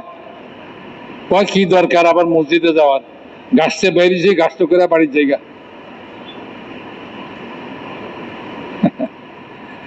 গাছ করে বাড়ি চলে গেলে ওই রকম হবে না যেরকম গাছ করে মসজিদে ফিরে আসলে হবে। যে মসজিদে ফিরে আসার সময় ওই নেকিগুলা মিলবে যেই নেকি যাওয়ার সময় দেওয়া হয়েছিল। যে আল্লাহর দ্বীনের জন্য মসজিদ থেকে, ঘর থেকে আল্লাহ রাস্তায় বাইর হয়, তার প্রতি কদমে কি হয়? হযরত আবু বকর হযরত উসামার বাহিনীকে রওনা করতেছেন আর সঙ্গে উনি হাঁটতেছেন। হযরত উসামা ঘোড়ার পিঠে বসা। হযরত উসামা বললেন, আমিরুল মুমিনিন খলিফাতুল মুসলিমিন, আপনি হাঁটতেছেন আর আমি ঘোড়ার পিঠে, কেমন দেখায়? হয় আপনি ঘোড়ার পিঠে উঠেন আর না হয় আমি ঘোড়া থেকে নামি, দুজন সমানে হাঁটি। হযরত আবু বকর রাদিয়াল্লাহু তাআলা কি বললেন, হে উসামা, তোমার ঘোড়ার পিঠ থেকে নামারও দরকার নাই আর আমার ঘোড়ার পিঠে চড়ারও দরকার নাই। আল্লাহর রাস্তায় আমার 2টা পাও যদি কিছু সময় চলে তাইলে কি অসুবিধা? কারণ প্রত্যেকটা কদমে 700 নেকি, 700 গুনাহ মাফ, 700 দরজা বুলন্দ হবে। আল্লাহর রাস্তায় যে কদম পড়ে সে কদম কত হবে। আমাদের হাজী আব্দুল মুকিত সাহেব রহমতুল্লাহ আলাইহি, উনি পুরানোদের মধ্যে বয়ান করতে যায়, উনি প্রায় বলতেন এ কথা যে আমরা দোকানদারি করি, ব্যবসা করি, বাণিজ্য করি, ক্ষেত খামার করি, দুনিয়ার কত কাম কাজ করি, ওটাকে তো আমরা কামাই মনে করি, রোজগার মনে করি, ঠিক না? আর এই তবলিগের কামটাকে আমরা কামাই মনে করি না, রোজগার মনে করি না। এটাতে কি রোজগার হবে? যে একজনের নামাজ পড়ে না, এক দোকানদার নামাজ পড়ে না, আরেক দোকানদার নামাজ পড়ে। তো যে দোকানদার নামাজ পড়ে ওই দোকানদারকে তিরস্কার করে ওই দোকানদার, যে নামাজ পড়ে না, নামাজের সময় বেচা কিনা করে, তিরস্কার করে, কয় বেটা দোকান বন্ধ করে যে নামাজে গেলি কি পাইলি, দেখ যতক্ষণে তুই নামাজ পড়তে গেছিলি ততক্ষণে আমার এই বেচা কিনা হইলো, এত টাকা মুনাফা হইলো, তুই নামাজ পড়তে যায় কি পাইছস? তো তো তুই তো যে খালি আব্দুল্লাহ গেছিল ওই খালি আব্দুল্লাহ আইছস, বুঝলেন? খালি পকেটে গেছো আবার খালি পকেটে বেরিয়েছো। তো ওই লোকেও বুঝে না কি জন্য মসজিদে আইছে, কতখানি মসজিদ থেকে লয়ে গেছে, সেও কয় যে কি করবো ভাই নামাজ পড়ি। আরে মিয়া ওরে এই কথা জবাব দেওয়া যায়? বলে মিয়া নামাজ পড়লে যেই পরিমাণ কামাই হয় সেটা আমার এই কাপড় জামার পকেটে আটবো না, এই জন্য আল্লাহ দেয় নাই, আল্লাহর খাজানায় জমা করে রাখছে। কি বলেন? এক সেজদার উপরে আল্লাহ যা দিব এটা আমাকে জামার পকেটে আটবো নাকি? হ্যাঁ, ওই বেটা মনে করতেছে খালি পকেট লিয়ে গেছে, খালি পকেট লিয়ে আইছে। আরে না, খালি পকেট লিয়ে গেছে ঠিকই, খালি পকেট লিয়ে ফিরে নাই, এত বেশি লিয়ে ফিরছে যে তার এই পকেটে আটবে না, এই জন্য আল্লাহ নিজ খাজানায় রাখছে। বলে এটার বদলা তুমি যখন আমার কাছে আসবা তখন দিব।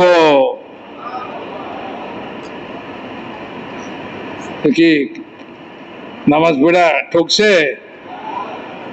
নামাজ পড়া ঠকে নাই, গাছতে যাও ঠকে নাই, সময় লাগাইছে ঠকে নাই।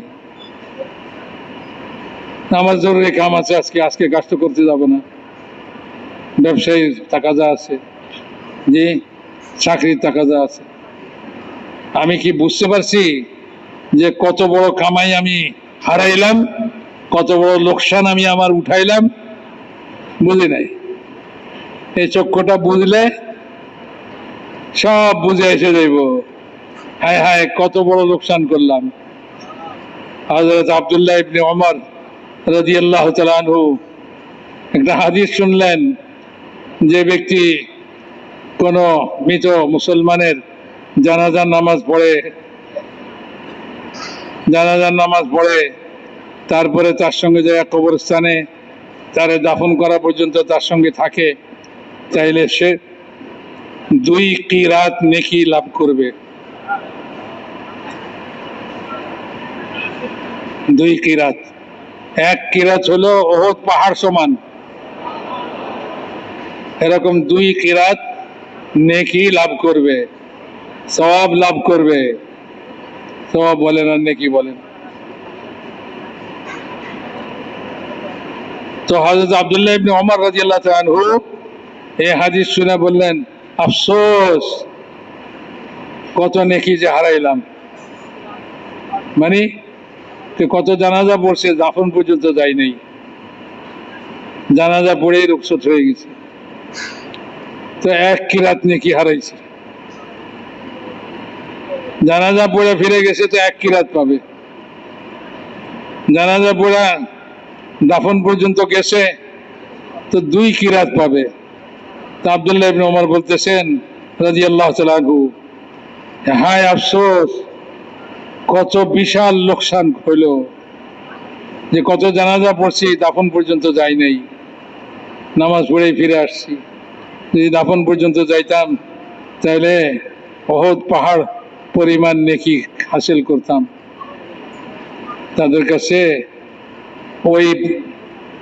ওই জামানার তাদের কাছে ওই নেকির মূল্য ছিল, টাকার মূল্য আমাদের কাছে যেরকম তার চেয়ে বেশি মূল্য নেকির ছিল, বুঝছেন? আমাদের কাছে তো টাকার মূল্য, কয় টাকা লাভ হইলো হিসাব করতে করতে মরতেছে, আর তারা হিসাব করে নেকির হিসাব করে। তারা কি হিসাব করে ভাই? নেকির হিসাব করে। এই তবলিগের মেহনত নেকির মূল্য বুঝাই দিবে আর পয়সার মূল্য বুঝাই দিবে, যে পয়সার জন্য দিন নষ্ট করতেছি, ইমান নষ্ট করতেছি, যে পয়সার জন্য সুন্নতকে ছাড়তেছি, তো এই পয়সার মূল্য আর সুন্নতের মূল্য, নেকির মূল্য এই মেহনতের দ্বারা বুঝে এসে যাবে। যদি আল্লাহ করে এটা বুঝে এসে যায়, কারো দিলের ভিতরে পয়সার মূল্যের চেয়ে নেকির মূল্য বেশি হয়ে যায়, তার জিন্দেগি সাহাবাদের মতো হয়ে যাবে। বলছে ছোট গুনাহকেও গুনাহ মনে করে না, ছোট মনে করে না, বড় নেকিকে, ছোট নেকিকেও ছোট মনে করে না, ছোট নেকিও আখিরাতে বিশাল। আরে পথের উপর থেকে একটা কষ্টদায়ক জিনিস সরায় দেওয়া ছোট্ট একটা নেক কাম, এটাকে ছোট মনে করে না, এটাও আখিরাতে বিশাল কামাই হবে, বিশাল নেকির সম্ভার হবে। তুমি এটাও ছোট মনে করো না। সালাম দিছে জবাব দাও ওয়ালাইকুম আসসালাম, আর না হইলে সালামটা দাও আসসালামু আলাইকুম, মামুলি লাগে। সালাম দিছে জবাব দিলে দিলাম, না দিলে নাই। যাও কাছে এটার মূল্য ছিল, তারা কি করছে? একজনের সালাম দিছে নদীর কিনারে, সালাম দিয়া ওই ব্যক্তি জবাব দিবার আগে আগে সে নৌকায় উঠা নদীর মাঝখানে চলে গেছে।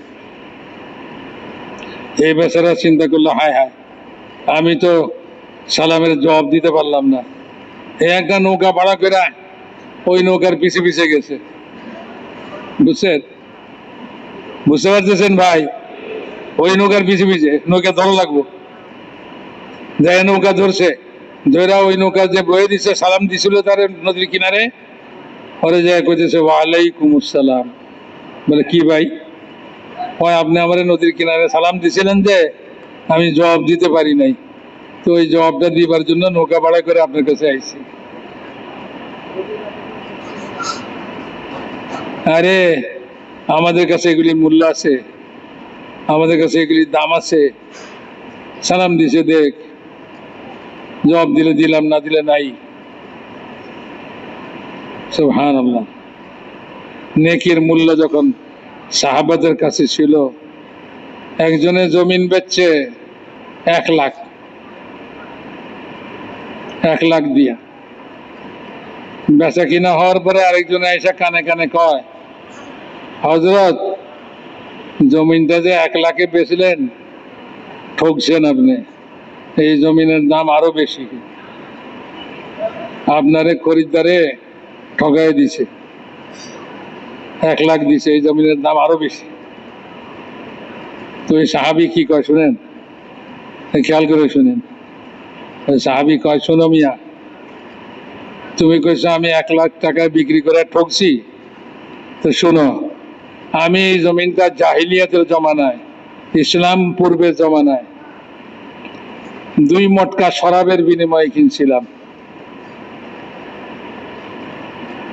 এখন 1 লাখে বেচছি, তাতে কি ঠকা হইলো? খরিদা দামের চেয়ে বেশি পাইছি না?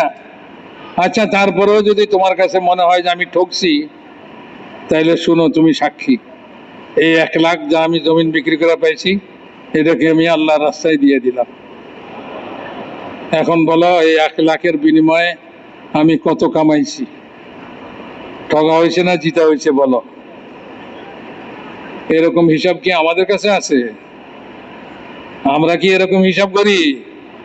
2 পয়সার জন্য রিক্সাওয়ালার লগে ঝগড়া মিয়া, হ্যাঁ, দোকানদারের লগে 2টা টাকার জন্য ঝগড়া, দেন না 2টা টাকা দিয়ে দেন না দোকানদারে, একজন মুসলমানকে সাহায্য করার নিয়তে দিয়ে দেন, রিক্সাওয়ালারে সাহায্য করার নিয়তে দিয়ে দেন। আগেরটা মজুরি হবে, এখনেরটা কি হবে? আল্লাহর রাস্তায় দান করা হবে। জি, ওইটা তো তার খাটনির বদলাই গেছে, আর এটা আপনার অতিরিক্ত থাকছে।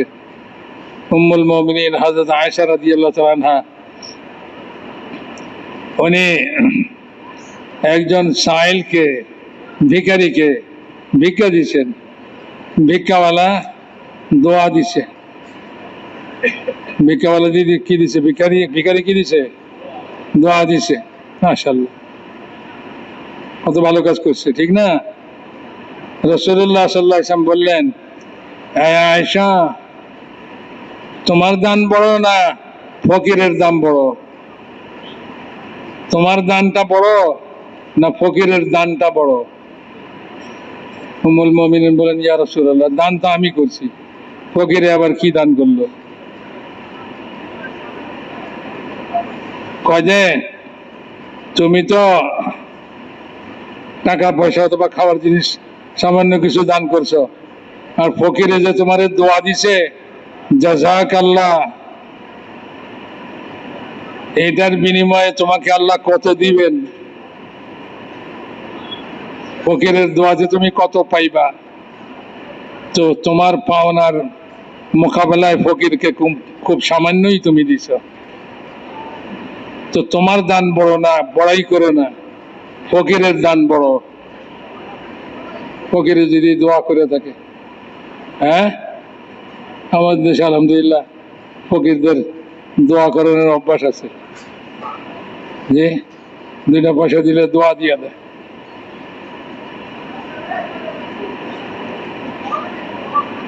তো হযরত উম্মুল মুমিনিন হযরত আয়েশা রাদিয়াল্লাহু তাআলা বললেন, আচ্ছা ঠিক আছে, এবার থেকে ফকিরে যখন দোয়া দিব আমিও একটা দোয়া দিয়ে দিব,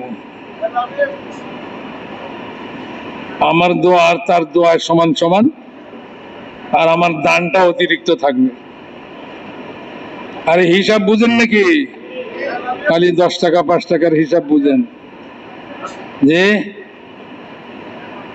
এইগুলি হিসাব বুঝে আসবে তখন যখন দাওয়াতের মেহনতকে আখিরাতের উদ্দেশ্য করবেন, আখিরাতকে পাওয়ার জন্য করবেন। ওই ছোট থেকে শুরু করেন, মসজিদের কাম থেকে শুরু করেন। মসজিদের যাওয়া আসা কি পরিমাণ কামাই হইতেছে, আপনি সারা দিনে ব্যবসা করে এই পরিমাণ কামাইতে পারবেন না। সারা দিনে ব্যবসা করে এই পরিমাণ কামাই হবে না, যে পরিমাণ কামাই মসজিদে খালি একবার যাওয়া আসার মধ্যে হয়েছে। আরে আপনার দোকানে গেলে কি আল্লাহ রসুল বলছে তার জন্য আল্লাহ তাআলা বেহেশতের মধ্যে মেহমানদারি তৈরি করবে? কি ভাই, দোকানে যায় সারাদিন ব্যবসা করছেন, দোকানে গেছেন, যে আপনার জন্য কি মেহমানদারি তৈরি হয়েছে বেহেশতে? হয় নাই। আর আপনি খালি মসজিদে গেছেন, আপনার জন্য জান্নাতে মেহমানদারি তৈরি হয়েছে। জি, বলে এত মেহমানদারি দিয়া কি করুম, কত খামু? আর মিয়া কতদিন থাকবেন মনে হিসাব আছে? জান্নাতে চিরকাল থাকবেন, বাইরেও নাই। জি, আল্লাহ তো খাওয়াইবই, দিবই, আর আপনি দুনিয়া থেকে যেটা লয়ে গেছেন এটার মজা আর আল্লাহর দানের মজা অনেক পার্থক্য হবে।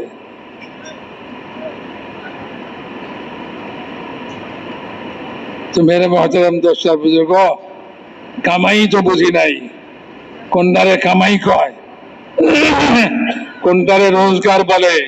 এ তবলিগের মেহনত আমাদের দিলের এরাদাকে বদলাই দিবে, দিলের নিয়তকে বদলাই দিবে। যে প্রত্যেক কাজে নিয়ত করবে, বলে দোকানের কামাইটা, দোকানে যাওয়াটা ফাও কেন হইতো, চাকরিতে যাওয়া ফাও কেন হইতো, এটার মধ্যে নিয়ত করো আখিরাতের। তো মসজিদে যাওয়া যাইতেও নিয়ত নেকি, আর দোকানদারিতে যাইতেও নেকি, ব্যবসায় যাইতেও নেকি। এই সুন্নত আর শরীয়তকে জিন্দা করার জন্য হলো এই মেহনত। তবলিগে গেলে খুব সুন্নত আদায় করি, তবলিগে গেলে খুব দোয়া দরুদ পড়ি, আর বাড়িতে যখন যাই তখন সুন্নতের খবর থাকে না, আর তখন আর দোয়া দরুদের কথাও মনে থাকে না। যে পানি খেয়ে বিসমিল্লাহ পড়তে মনে থাকে? থাকে না। আচ্ছা, ভাত খাইতে বইছে, ওই সময় হয়তো কারো মনে হইতে পারে বিসমিল্লাহ পড়ে খাই, আর পানি খাওয়ানোর সময় বিসমিল্লাহ মনে খুব কম লোকেরই থাকে। অথচ পানি হলো জীবন, পানি না পাইলে জিন্দেগি শেষ। কত বড় নেয়ামত আল্লাহ তাআলার পানি। পানি ওই নেকি লেয়া, নেকির পাহাড় লেয়া কিয়ামতের ময়দানে উঠবো, আর আল্লাহ তাআলা কইবেন আমার রহমতে তুমি বেহেশতে যাও। কয় আল্লাহ, আপনার রহমতে কেন যাইতাম, কত পাহাড় পরিমাণ নেকি লয়েছি, এসব নেকির কি হবে? বলে আচ্ছা, নেকির বড়াই। ও ফেরেশতারে হুকুম দিছে, যাও ওরে দোজকের কাছে লয়ে যাও। যত দোজকের কাছে যায় তত গরমে পিপাসা বাড়ে, পিপাসায় কলজা ফাইটে যেতেছে, দোজকের এত কাছে লয়ে গেছে। ওইখানে দেখে একজন লোক এক গ্লাস পানি লয়ে দাঁড়ায় দিচ্ছে। বলে ভাই, তোমার এক গ্লাস পানি আমার দাও, আমার কলজা ফাইটে গেল। কয় না, সস্তায় হবে না, মূল্য দিতে হবে। কি মূল্য ভাই? কয় এখানে তো টাকা পয়সা নাই, এখানে নেকি দিয়া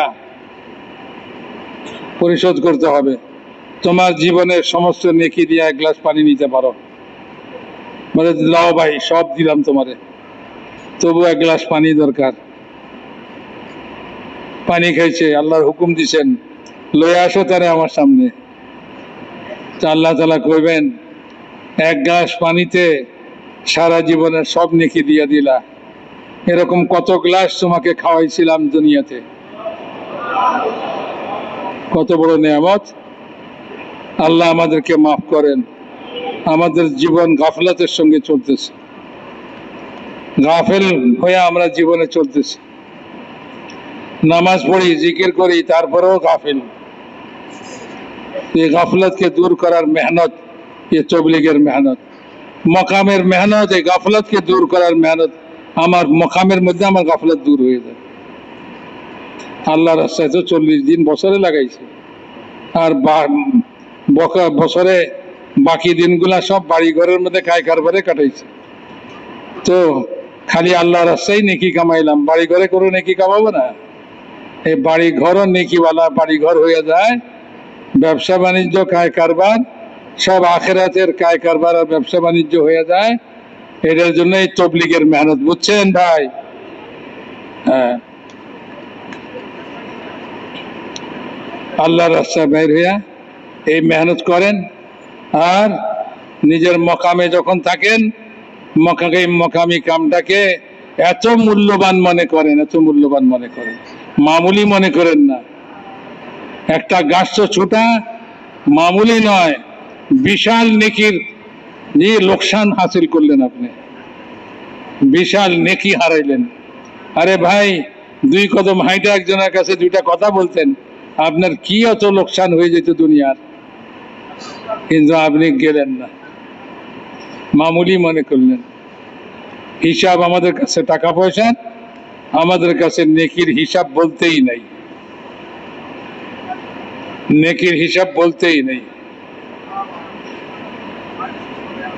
আর এই কর্নে আউয়ালের লোক, প্রথম জমানার লোক, যাদের মেহনতকে মওলানা ইলিয়াস সাহেব রহমতুল্লাহ আলাইহি বলছেন, এই জমানায় সে প্রথম যুগের হীরা সমতুল্য কাম, মহামূল্যবান কাম, আমরা তো বুঝিই নেই।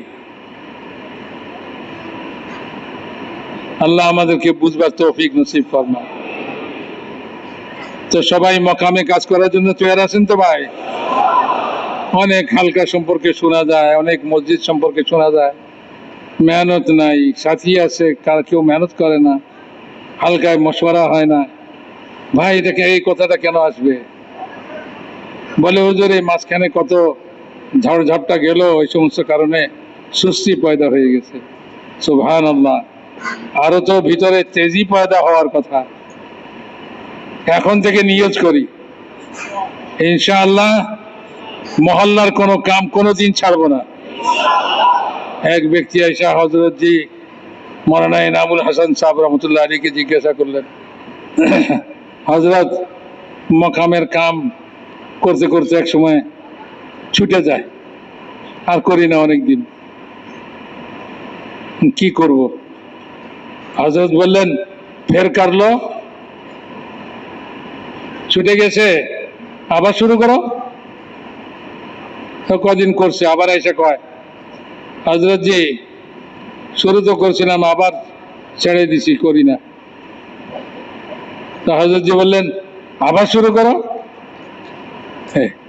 যতবার আইছে ততবার কইছে ফের করলো। ভাই ছুটতে থাকে কমজোরির কারণে, কিন্তু আবার শুরু করি নতুন উদ্যমে। এই করতে করতে মৌতের দুয়ারে হাজির হয়ে যাব, আল্লাহর দরবারে হাজির হওয়ার সময় হয়ে যাবে। করবো তো ভাই ইনশাআল্লাহ। কোনো হালকা এরকম না শুনি যে ভাই এ হালকায় মশওয়ারা হয় না, সব হালকায় হবে তো ইনশাআল্লাহ। সবাই হাত ওঠান, নিয়ত করেন, এরাদা করেন। হ্যাঁ, নামান। কেউ না করলেও আমি একজন হইলেও করব। মসজিদে বসে থাকেন ভাই, জিকির করেন, তসবিহ পড়েন, দোয়া করেন, নামাজ পড়েন, সালাতুল হাজত পড়েন, দেখবেন আল্লাহ আরেকজন লয়ে আল্লাহই নিয়ে আসবে। তার লয়ে গাস্ত করেন, তালিম করেন। জি, আর যদি তাও না পান তো নামাজ পড়া, সেজদায় পড়া কাঁদেন। তা আপনার সেজদায় পড়া কান্দাটা তো বিফলে যাবে না, আল্লাহ শুনবেন। আপনার দোয়াতে এই মহল্লার মধ্যে আল্লাহ তাআলা কাম উঠাই দিন। তো করবো তো ভাই ইনশাআল্লাহ। আর আল্লাহর রাস্তায় যাওয়া, কোন দুনিয়াবি তাকাজার কারণে পিছনে না থাকে। দুনিয়া তাকাজাকে কোরবানি দিয়ে আমরা আল্লাহর রাস্তায় মেহনতের জন্য ফিরবো ইনশাআল্লাহ। ঠিক আছে ভাই ইনশাআল্লাহ। এই পুরা মজমা থেকে কারা কারা আল্লাহর রাস্তায় নগদ যাওয়ার জন্য তৈরি আছেন? 3 চিল্লা হোক, 4 মাস 3 চিল্লা হোক, অথবা চিল্লা হোক, অথবা 3 চিল্লা আগে হয়ে গেছে, বিদেশের জন্য নগদ নিয়ত করবেন। এটা মনে করবেন না যে নিয়ত করি এটা তো বাকিই থাকবে না, আমি নগদের নিয়ত করব। আজ থেকে এটার প্রস্তুতি তৈরি শুরু করব, বিদেশের জন্য সফরের তৈরি শুরু করব। তো বলেন ভাই, হিম্মত করে পুরা মজমা থেকে আপনারা সব, ঢাকার মজমা, মিরপুর, মাশাআল্লাহ মিরপুরের সাথী, আল্লাহ তাদের মধ্যে বরকত নসিব করুক। টঙ্গীর সাথী, মাশাআল্লাহ, আল্লাহ তাআলা তাদের মেহনতের মধ্যে বরকত নসিব করুক। আমিন। আর পুরা টঙ্গী এলাকাকে এই মেহনতের জন্য খাড়া করে দেখ। আমিন। মাশাআল্লাহ, হিম্মত করে বলেন দেখি, টঙ্গী থেকে বলেন, নগদ বলেন। 4 মাসের জন্য হোক, চিল্লার জন্য হোক, বিদেশের জন্য হোক, আসেন। মাশাআল্লাহ, হিম্মত করে খাড়ান নিজের জায়গায়। আল্লাহ কবুল ফরমান। আল্লাহ জান মাল বরকত নসিব ফরমান। আল্লাহ তাআলা আমাদের মেহনতের মধ্যে বরকত নসিব ফরমান। মাশাআল্লাহ, হিম্মত করে বলতে থাকি। মাশাআল্লাহ, দাঁড়ান, নিজের জায়গায় দাঁড়ান। মাশাআল্লাহ, অনেক সাথী দাঁড়াইছেন, আরো হিম্মত করেন ভাই ইনশাআল্লাহ। জি, নগদ। মাশাআল্লাহ, 4 মাসের জন্য, চিল্লার জন্য বলেন। জি ইনশাআল্লাহ, একটু কষ্ট করে দাঁড়ায়। এখন আপাতত দাঁড়ান নিজের জায়গায়। জি, বিদেশের জন্য হলেও নিজের জায়গায় দাঁড়ান, চিল্লার জন্য হলেও নিজের জায়গায় দাঁড়ান, 4 মাসের জন্য হলেও নিজের জায়গায় দাঁড়ায় দেন। মাশাআল্লাহ, আরো হিম্মত করেন, আল্লাহ কবুল ফরমান। মাশাআল্লাহ। জি জি ভাই, আপনারা আজান করছিলেন, এই জোর থেকে ইনশাআল্লাহ আপনারা ভাই মুলকের জামাত দিবেন, হালকার থেকে 1-2টা জামাত। ভাই ওনারা তো দাঁড়ান ভাই ইনশাআল্লাহ, আল্লাহ কবুল ফরমান। জি ইনশাআল্লাহ। জি, তো যারা দাঁড়াইছে ওনাদেরকে, যে ভাই যারা দাঁড়াইছেন একটু মেহরবানি করে আমাদের এই যে তশকিলের কামরায় আসে, পশ্চিম দিকে, পশ্চিম দক্ষিণ কোণায়, যে পশ্চিম দক্ষিণ কোণায় ভাই তশকিলের কামরায় আমাদের সাথীরা আছেন। আমরা এখানে আমাদের নামগুলো লেখাই দিই ইনশাআল্লাহ, জামাত বন্দি করে ফেলবেন ওরা ইনশাআল্লাহ। জি, পশ্চিম উত্তর কোণায়। জি ভাই, আসেন ভাই, আসেন। মাশাআল্লাহ, এ তো ঢাকার মজমা ভাই, বেশি বড় মজমা না যে আসতে কষ্ট হবে। একেবারে শেষ মাথায় যারা আছেন তারাও নিয়ে জোরাদা করে থাকলে আসেন। জি জি জি জি। আচ্ছা ভাই, নতুন সেটে যারা দাঁড়াইছেন ভাই, অনেক দূরে দেখাও যায় না, ওনারাও ইনশাআল্লাহ আপনাদের খিত্তার মধ্যে, হালকার মধ্যে তশকিলের জামাত আছে, পয়েন্টও আছে, আমরা ওইখানে তরতিব করে ফেলি। জি, আসেন ভাই। জি জি জি হালকা যাবে